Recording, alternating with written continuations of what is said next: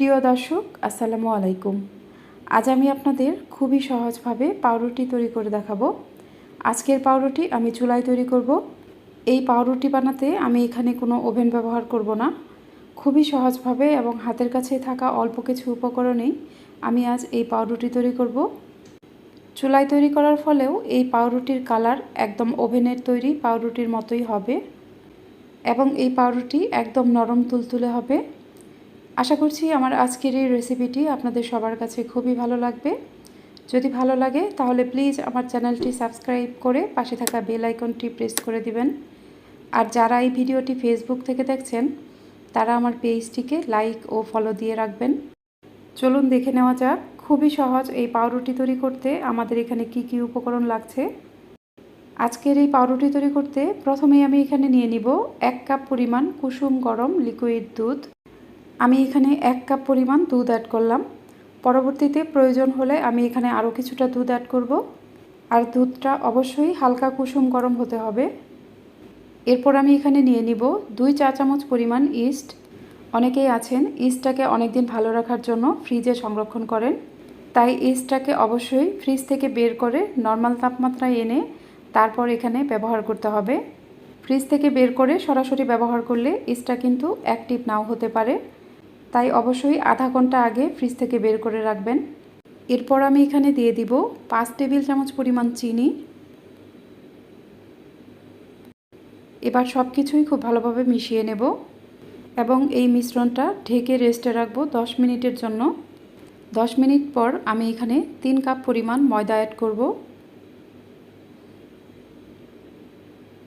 এরপর আমি এখানে বেকিং পাউডার দিয়ে দিব হাফ চা চামচ পরিমাণ এবং সামান্য লবণ দিয়ে দিব। এবার সব কিছুই খুব ভালোভাবে মেখে নিব। আমার কাছে মনে হয়েছে এখানে আরও কিছুটা দুধ লাগবে, তাই আমি এখানে আরও 6 টেবিল চামচ পরিমাণ অর্থাৎ আরও হাফ কাপ পরিমাণ কুসুম গরম লিকুইড দুধ এখানে অ্যাড করলাম। এই পাউরুটি তৈরি করতে আমি এখানে মোট 1.5 কাপ পরিমাণ কুসুম গরম দুধ নিয়েছি। ডোটা আমি খুব ভালোভাবে হাত দিয়ে এইভাবে মেখে নিব।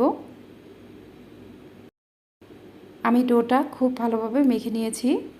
দেখুন এই ডোটা এরকম নরম হবে।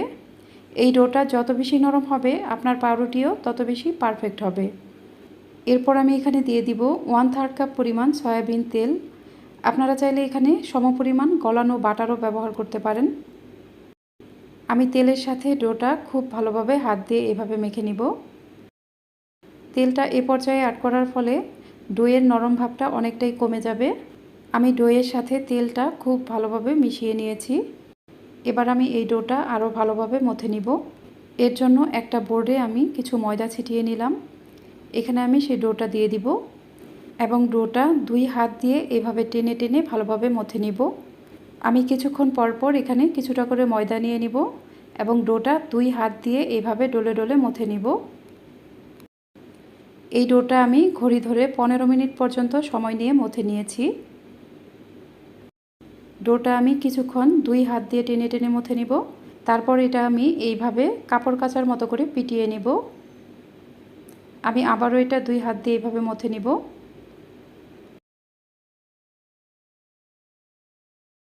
এরপর আবারও কাপড় কাচার মতো করে এইভাবে পিটিয়ে নিব। এইভাবেই আমি ডোটা 15 মিনিট পর্যন্ত মথে নিব। ডোটা যখন পারফেক্টভাবে মথা হয়ে যাবে আপনি নিজেই বুঝতে পারবেন এটা কতটা স্মুথ হয়ে যাবে। ডোটা ভালোভাবে মথা হয়ে গেলে আমি এটা এরকম গোলাকৃতি করে নিব। এরপর একটা বাটিতে আমি কিছুটা তেল নিয়ে নিব এবং তেলটা আমি বাটির সাথে খুব ভালোভাবে মিশিয়ে নেব।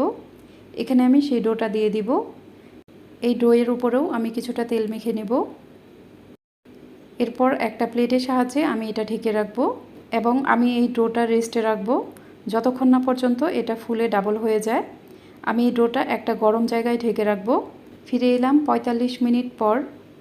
আমি এর প্লেটটা সরিয়ে নিলাম। দেখুন ডোটা কিন্তু ফুলে ডাবল হয়ে গেছে।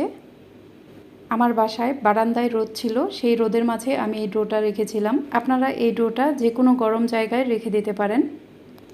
এবার আমি বোর্ডে আরও কিছুটা ময়দা ছিটিয়ে নিব এবং এখানে সেই ডোটা দিয়ে দিব। এই ডোটা আমি আরও 7 থেকে 8 মিনিট পর্যন্ত এইভাবে মথে নিব। আমি কিছুক্ষণ এটা 2 হাত দিয়ে ডলে ডলে মথে নেব, আবার কিছুক্ষণ এটা কাপড় কাচার মতো করে পিটিয়ে নেব। এভাবেই আমি 7 থেকে 8 মিনিট পর্যন্ত মথে নেব। 8 মিনিট মথে নেওয়ার পর আমি এই ডোটাকে আবারও এরকম গোলাকৃতি করে নেব এবং এই ডোটা আমি ঢেকে রাখবো 10 মিনিটের জন্য। 10 মিনিট পর আমি বাটিটা সরিয়ে নেব।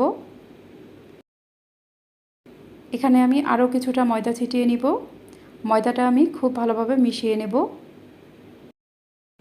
এবার এই ডোটা আমি এখানে নিয়ে নিব এবং হাত দিয়ে এভাবে চেপে চেপে নিব।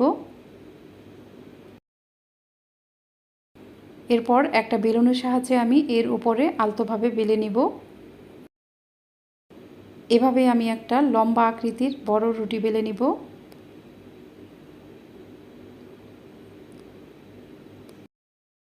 রুটি বেলা হয়ে গেলে আমি এর উপরে কিছুটা তেল ব্রাশ করে নিব।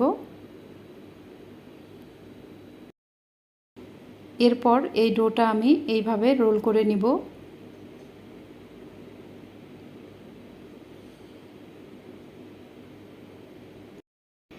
আমি হাত দিয়ে চেপে চেপে এভাবে রোল করে নিব।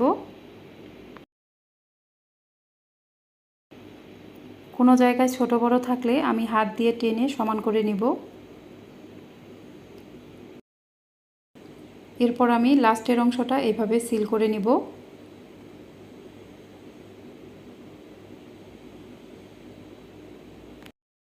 এবার এই ডোটাকে আমি হাত দিয়ে চেপে চেপে সব দিকে এইভাবে সমান করে নিব।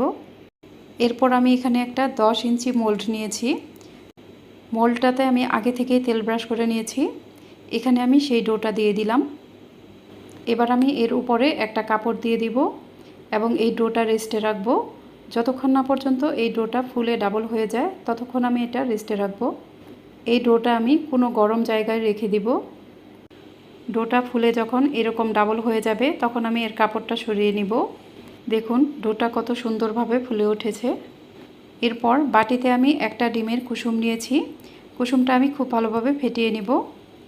এরপর আমি এখানে 2 চা চামচ পরিমাণ লিকুইড দুধ অ্যাড করব। এগুলো আমি খুব ভালোভাবে ফেটিয়ে নিব এবং একটা ব্রাশের সাহায্যে আমি এই মিশ্রণটা পাউরুটির ডোয়ের উপর এইভাবে ব্রাশ করে নিব। এতে পাউরুটির উপরে খুব সুন্দর একটা কালার আসবে। এবার এর উপরে আমি কিছু সাদা তিল ছিটিয়ে দিব। এরপর আমি পাউরুটি বেক করতে চলে যাব। পাউরুটি বেক করার জন্য আমি একটা সিলভারের প্যান নিয়েছি। এখানে আমি লেখালেখির কিছু কাগজ বিছিয়ে দিব। এই কাগজ দেওয়ার ফলে কিন্তু পাউরুটির উপরে খুব সুন্দর একটা কালার আসবে। আপনারা এখানে যে কোনো সিলভার, স্টিলের অথবা ননস্টিকের পাত্র নিতে পারেন, তবে পাত্রর নিচে অবশ্যই কাগজ বিছিয়ে দিতে হবে। এরপর আমি এখানে একটা স্ট্যান্ড বসিয়ে দিলাম। এবার আমি এই প্যানটাকে ঢাকনা দিয়ে ঢেকে দিব এবং চুলার মিডিয়াম টু লো আঁচে 5 মিনিট প্রিহিট করে নিব। আপনারা যদি পাউরুটিতে খুব সুন্দর একটা কালার আনতে চান তাহলে অবশ্যই পাত্রর নিচে কাগজ বিছিয়ে দিবেন। আর কোনোভাবেই এখানে কাচের ঢাকনা ব্যবহার করা যাবে না। কাচের ঢাকনা দিয়ে ঢাকলে পাউরুটির উপরে সুন্দর কালার আসবে না। অবশ্যই সিলভার অথবা স্টিলের ঢাকনা ব্যবহার করতে হবে। 5 মিনিট পর আমি ঢাকনাটা খুলে নিলাম। এবার আমি এখানে পাউরুটির ডোটা দিয়ে দিব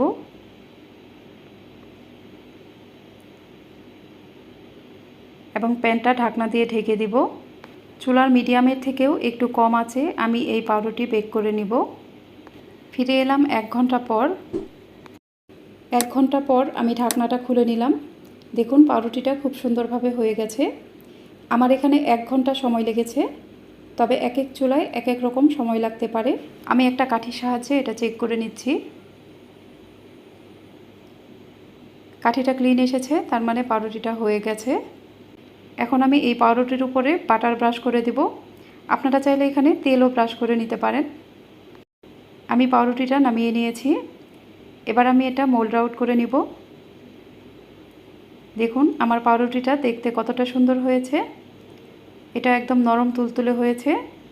আপনারা হয়তো দেখে বিশ্বাস করতে পারছেন না এটা চুলায় তৈরি করা কিনা। সত্যিই কিন্তু এই পাউরুটিটা চুলায় তৈরি করা। আপনারা আমার পুরো রেসিপি ফলো করে বাসায় ট্রাই করে দেখতে পারেন। দেখুন পাউরুটিটা কতটা নরম হয়েছে। আমি এই পাউরুটি কেটে আপনাদের দেখিয়ে দিতে চেয়েছিলাম, আসলে আমার সেই ভিডিওটা স্কিপ হয়ে গেছে, সেজন্য আমি আন্তরিকভাবে দুঃখিত। আমি একটা পাউরুটির পিস আপনাদের দেখিয়ে দিচ্ছি। দেখুন পাউরুটিটা কতটা পারফেক্ট হয়েছে। একদম বেকারির তৈরি পাউরুটির মতোই এটা নরম হয়েছে। আশা করছি আমার আজকের এই রেসিপিটিও আপনাদের সবার কাছে খুবই ভালো লেগেছে। যদি ভালো লাগে তাহলে প্লিজ আমার চ্যানেলটি সাবস্ক্রাইব করে পাশে থাকা বেল আইকনটি প্রেস করে দিবেন, আর অবশ্যই একটা লাইক দিবেন। আজ এ পর্যন্তই, সবাই ভালো থাকবেন। আল্লাহ হাফেজ।